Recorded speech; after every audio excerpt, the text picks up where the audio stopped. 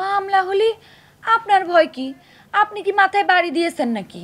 হ্যাঁ, এই যে তো ঠিক, কিন্তু ঘটনা কি? এটা আমার মাথায় আসলো না কি জন্য? এই বউ, কথা কিন্তু সত্যি।